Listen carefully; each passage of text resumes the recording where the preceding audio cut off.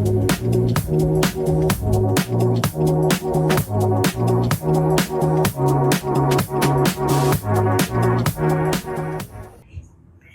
everyone. This is Grooving and Giving in Early Retirement. I'm Radhika. Thank you for spending your time today with me. I'm in Singapore at the Lavo restaurant, and boy, look at the view behind me. We've got the super trees and we've got the Gardens of the Bay right behind me. But in this video, I am not talking about Singapore. I am talking about the mystical Moai. Is the journey to Easter Island worth it? Iorana. So Easter Island, or Isla de Pascua, Rapa Nui, is located about 2,300 miles west of Santiago, Chile. That's where you would take a flight out. And there's an immigration process to get out there, even though it's part of Chile. And it's a 5.5 hour flight. So it's a pretty long flight out there. It's in the middle of the Pacific Ocean. It's part of the Polynesian islands and has Polynesian culture and heritage. Let's go through some of the pros and cons of traveling to Rapa Nui. Okay, some of the pros. The history and culture that's there, the Polynesian culture, is quite extraordinary. If you've been to Tahiti or if you've been to other places in Polynesia, you will appreciate that culture and the richness of the culture. It is really far. So if you are looking to get away, this is one of those places to get away to. Unique landscapes. The island is triangular shape, and in two corners of the triangle are volcano craters. It's a small island, but definitely has a lot of unique landscapes. It's photogenic, of course. And let's face it, there's no other place where you are seeing some of the moai that have been unearthed and restored. And there is such a richness of archaeological finds here. And I'll talk a little bit about that. And it's not as visited, I guess, as so many other parts, because again, the remoteness makes it difficult to get out there. And then here are the cons. It is expensive. So know that up front, that if you want to go there, it is expensive. You're going really far. It's remote. Things are expensive. So, there you go. There are other also limitations. Like there's limited connectivity. And if you need to be connected for whatever reasons, there's going to be limited connectivity. This one is a big one. There's guided restrictions, and that you can't just go off and explore on your own. You always have to have a guide. You either have to have a guide or a Rapa Nui host over the age of 18 that take you around. And sometimes this can cost you about $100 a day, if not more. So just know if you're renting a car, you can't just rent your car and go. You still need to have somebody with you. So that's a little bit challenging for people like me who just want to go off and explore. You can't just do that. It is unpredictable weather. But, I think you can manage for weather. Yes, it's windy, it's rainy, it's cold. It's like weird weather. And we were all over the place with the weather, but you accommodate for weather. So I don't think that's a big con, in my opinion. This one's a big one. There are a lot of places that are cash only. And if you pay with US dollar bills, they want mint condition US dollar bills, like mint condition. And that's sometimes hard to do when you're traveling. And there are, when you go to pay for the national park fees. So the whole island is a national park, sort of. But the point is you have to get a national park ticket. And when you go to the national park office, they'll tell you it doesn't work. And the way you want to do it is pay in pesos, because you'll get a really good rate from your bank versus the national park. So you want to pay in pesos. So you want to pay with a credit card. And they'll tell you they can't take credit cards, the machine's not working. And that'll happen. You'll hear that quite a few times. We found that it would happen, and then we'd step away and we'd notice that somebody else's credit card worked. So we would go jump right in, whether it's the machine not working or whether they're telling you your card's not accepted. I don't really know. But the point is that a lot of times they would say they don't take cards. So it was a lot of cash only type stuff. And if they did take cards, it would be like a surcharge. So know that going in, that it can get a little bit frustrating. And then some of the places you can only enter once. So once you buy your ticket, you can't go to the same spot again. So the Quarry and Tangariki, Tangariki, you can only go once. And the tour guide sometimes moves through these places a lot faster than you want to. You want to stay, you want to explore. You've come such a long way. You want to just sit with the Moai, first of all. There's so much, it is mystical. And so you want to stay a little bit longer. And I felt like the tours were just not long enough for me. Also, it can get expensive, and starts to feel like a money grab after a while. Car rental's expensive. There's the bike rental. The hotels can get expensive, so it starts to feel like a money grab after a while. So that's kind of, just know that going up front. Also, one of the things that I found really hard as an animal lover was that there's a major dog problem on the island. We went in 2024. There's a major dog problem on the island. And one of the things that we found was that some of the dogs are very aggressive. We actually had to protect one dog from a pack of other dogs, and we literally had to get in the middle of these dogs. And we had the dog, he was scrawny and needed food, follow us back to our place so that we could feed it. It stayed with us for quite some time. And only after it felt well fed did it leave. Also, I feel like there are not enough free sites to go visit. The only places you can go that are free, where you don't need a guide, is Ahu, the Tahai complex, which has 5 Moai on one side and then 2 other Moai. So that's the only place. And you can also go to the crater on your own because you can hike up there. But everything else, you need a guide, you need a host, you need somebody to be with you. So we got there. We went there for 5 days. We went from Santiago, Chile. We were already traveling in South America, so we flew to Buenos Aires many days before we even went to Easter Island.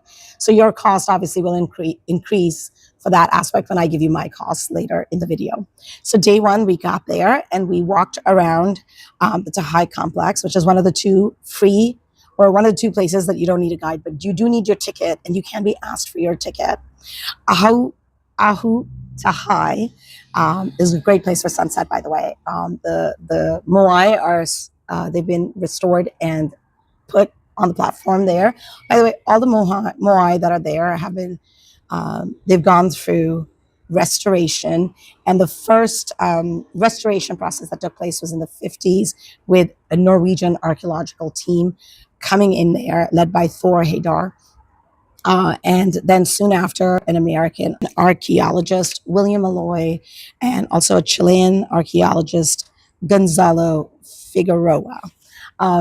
And they've dedicated, so many archaeologists have dedicated their lives to restoring these amazing structures and statues that are like 900, 1,000 years old. I mean, this is incredible. It's really quite incredible. Anyway, coming back to the Tahai complex. So if you're going there for the sunset, bring a little picnic. I mean, you want to stay as late as you possibly can at that complex. You can ride a bike there. You can walk there through Hangaroa, the town. And if you're staying around there, you can easily walk to this complex. And by the way, this complex is the only complex where they have a Moai with the eyes. Ahu Ko Te Riku. I'm referring to my notes because some of these names I don't remember off the top of my head. One thing I'll say about the Moai with the eyes, so they will carve out the hollows of the eyes, but you don't actually get the eyes till after a ceremony, and where the Moai gets like the spiritual powers called mana. So this is where you'll also see the Moai with hats called pukau, which is made from a red rock from the volcano. So there's 5 Moai on Ahu Vai Uri, and like I said, this is a free place. You can get there and you can spend time there. Also, there's remains of William Malloy's grave that's there, and his wife Emily that are buried there. They were very integral to these Moai being restored. Another thing I'll just comment about the restoration process. When they restored these Moai and put them on the different platforms, they actually did not use cranes. They used ropes and levers and stones to demonstrate how it would have been done back in the ancient times. So that's pretty extraordinary that they did it that way to show you. Okay, so we got there day one. The first thing was, let's go look at this Tahai complex. The next day, we did a full tour, and we went to Vinapua, which is the archaeological remains, and you see statues that have been toppled over. We went to Ranokau, which is the crater near Hangaroa, also one of the places you can hike to for free. We went to Orongo, which is the ceremonial crater where the Birdman story starts, the Tangata Manu. So the Birdman story is, there'd be like this competition where all the men would come to compete. They'd have to swim out to this little island called Motra Nui to retrieve a sooty tern egg. I think the sooty tern is called Manutara. And whoever got the egg, swam back, would be chief for a year, would be deemed to have spiritual powers of the god Makemake, and they would get to choose their bride. So there you go. You got to like literally risk your life to be able to get these things and to be able to marry any woman you choose. So very romantic. Anyway, so we did that as part of our tour. And then we also went to the lava tubes called Anatepahu. And we also went to Ahu Kivi. Ahu Kivi is one of the places that gets missed out when people are only there for 3 days because they've got a shortened itinerary. Ahu Kivi has 7 moai that were restored and placed on the platform. And these are the only moai that are not looking inward, they're looking outward. All the other moai, you'll find they look inward, looking over their community. This one is looking out to the ocean. So really great. It's just fantastic how much work has gone into these moai.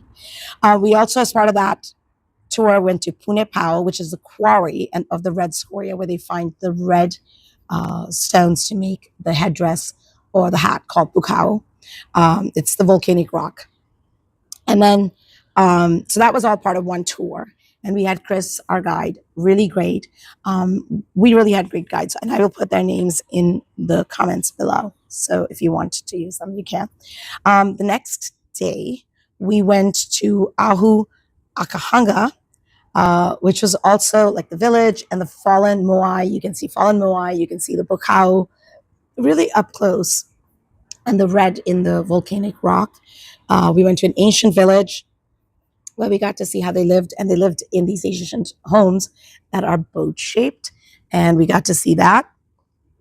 We also got to see the burial place of Ariki Hotu Matua, who is the first king of Rapa Nui. All of this with your guide. We had Hannah the second day. Then we went to Rano Raraku, which is the quarry. This is kind of what I would say the birthplace of the Moai, and there are Moai statues all over the place, and the hills are luscious green, and you've got Moai heads everywhere. And here's the thing, so many of the Moai still haven't been fully dug up. The bodies are there. It was thought it was only going to be the heads, but the bodies are actually in. The Moai just haven't been dug up yet. And my God, I would say this was one of my favorite places. It is just incredible. It's incredible. This is the artist's studio. This is the distribution center. This is literally where everything is still as was. Very fascinating place. Very nice. Very windy. So make sure and could rain. So make sure you always bring like a rain jacket. And also on this, in the quarry, you see a moai that's lying down, and you get a different perspective how large it is. When you're standing next to them and you see how tall they are, that's perspective. But when you see them lying down at eye level, it's a different perspective. We also went to Ahu Tangariki. This is a platform with 15 moai. And as part of our next tour, sunrise tour, this is where you go for the sunrise tour. So the moai were destroyed in a tsunami in the 1960s and then restored in the 1980s/1990s. Amazing place to visit. When you see so many of them lined up, it's just quite amazing what the Rapa Nui people undertook. But like I said, this is where the sunrise tour happens. It's a separate tour. And let me tell you, it is well worth it. That 4 a.m., 5 a.m. wake up call, whatever it was well worth it. And we spent a lot of time there. One of the reasons we chose to go to Isla de Pascua or Rapa Nui is because my husband is a travel photographer, and this was work. So it wasn't all play. It was work. And so that was one of the reasons we went there. And he has separate videos on photography in Rapa Nui, and I'll put links so you can visit his channel or his website if you want. So for us, it was work. And when we did the sunrise tour, we were with Cecilia Burns, who was our guide. She's half Rapa Nui, half American. She was so kind to let Sean make his photos and allow us to have as much time there so that he could get all his professional photography done. And I thought that was just really nice of her. She also took us around the island so that John could get some other shots of the island as a professional photographer. I would highly, highly recommend Cecilia. As a plug, Cecilia also has a potato chip company, all natural potato chips. She's not paying me to say this, so definitely try those out. Show that. Um, as part of our second day tour, the other place we also went to was Anakina Beach. Again, it's Ahu Nono and Ahu Ature Huke structure. Um, Here's my suggestion. Of course, you can go use the beach, but I would say instead of using the beach, maybe go dip your toes. That's what we did. But get yourself a little picnic. So take some snacks and sandwiches with you. Find a spot and just sit and admire the beauty, because beautiful it is. So that was that. Those were our tours, and like I said, we did the sunrise tour, which was another added expense. But I think the sunrise tour was absolutely worth it. And if you're already there, just know that this is an expensive holiday. So bake it in. That's what I say. It's just bake it in. Now, for us, we went from Santiago to Isla de Pascua / Rapa Nui. We spent slightly over $1,400 for 5 days. We booked our ticket from Santiago and we did set our VPN to Chile to book that ticket. So our tickets were on the lower end, around $300 US per person round trip. Our hotel was about $300 for the 5 days we were there, but we also didn't stay in Hangaroa. We stayed outside. And we also wanted a place where if we wanted to cook meals, we could. And that's exactly what we did. I have a lot of food allergies, so it's a little bit hard for me to just walk into any restaurant and eat whatever. So I'm always very cautious about my food anyway. So we did that. We stayed a little bit outside, so we had to walk into Hangaroa, which isn't a big deal for us because we like to then go through communities and schools and supermarkets and see how the locals live. Our tours, which including the cost of the national park, was $450. The sunrise tour was about $70. We also rented bikes for a day so that we could go out and do other things by ourselves. And the bike rental was $20 per person. And then we had some things like cash, tips, and things like that for the guides. So we had about $40. Now, one of the things I will say is that the park fees have gone up since we went there. I think it was 76,000 pesos per person. I believe now it's $100. I don't know if you can pay Chilean pesos, or you have to pay dollars. The places that when we rented our bike, we went to a place called Anakai Tangata. I would highly, highly recommend this place. Again, bring your snacks, bring your sandwich, and find a place and just watch. We walked around a lot of the part of the islands. We saw flights coming in. We also went on a hike, one of the free hikes to the crater and run a cow. And the hike was really nice. It's not a well-marked trail, so just know that. But it was a really nice hike. You can see flights coming in onto the island, and I think it was well worth it. And we found that we were the only two people at the crater. It is an amazing feeling to stand there by yourself, knowing how much history and culture has taken place there. You feel very small and insignificant. And sometimes that's okay to feel that way. Now, there are other hikes you can do, but they all cost money. There is Viatare, which is about a 2 kilometer hike, costs money. Teravaca, which is 4 kilometer hike, and at the time we went $200. Boike, which is a 5 kilometer hike, $200. Hanga Oteo, which is the longest hike. It's 14 kilometers and ends at Anakina Beach. That's about $300 per person. So, at some point, like I said, it starts to feel like everything's like just tons and tons of money. Now, we didn't do the cultural show, which is also something you can do, because we had just been to New Zealand and we'd done a cultural show there. And so we didn't feel the need to do another cultural show. And we've done other cultural shows as we've traveled around. So we didn't do the cultural shows, but that's also something you can do. Now, the question, Mystical Moai, is the journey to Easter Island worth it? I would say absolutely it is worth it. No, it's going to be expensive. but it is definitely worth doing it once. Would I go back? No. Why? Why wouldn't I go back? Because it's really like sort of a one sort of aspect to it, which is the Moai. And once you've seen the Moai, and that's why I say if you're going there, take a few days to stay, take a few days to just be there. And that way you feel like you've been there long enough and you've seen it to your heart's content, because it is expensive to get out there as well. So I would say it's worth it to do it for sure. I don't know if it's worth doing it multiple times. Anyway, I hope you enjoyed this video and it was useful. Iorana, this is Radhika, and thank you for spending your time with me. Uru uru for your time. Please don't forget to like, subscribe, and ring the notification bell.